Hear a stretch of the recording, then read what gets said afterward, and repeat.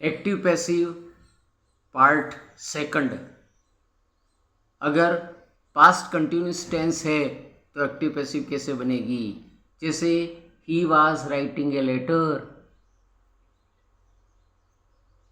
Letter was being written by him. Was were हो तो was were plus being plus verb की third form आएगी। You were playing football. तो football was being played by you. Past continuous tense हो तो was verb को was verb plus being plus verb की third form में बदलेंगे। They were singing a song. A song was being sung by them.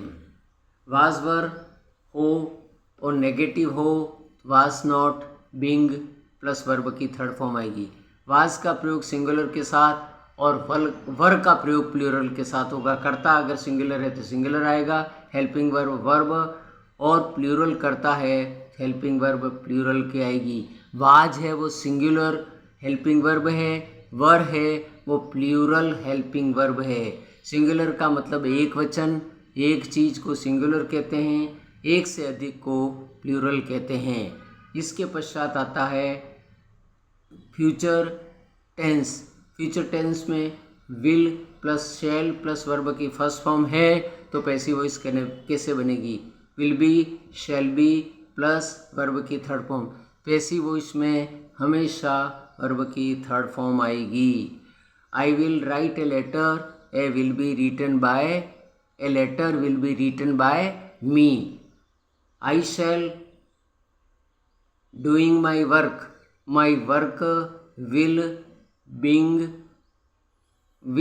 B done by me. उसी प्रकार अगर will not है, शैल नॉट है तो will not plus shall not plus be plus verb की थर्ड फॉर्म है। जैसे I will not cut the trees, trees will not be cut by me. उसी प्रकार अगर फ्यूचर कंटिन्यूस है तो जैसे will be plus being plus verb की third form. I will be singing a song, a song will be being sung by me. इस प्रकार future continuous है तो और फ्यूचर परफेक्ट है तो will have been shall have been हो जाएगा।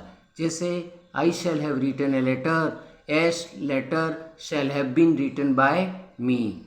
आई shall have done my work shall have been done by me.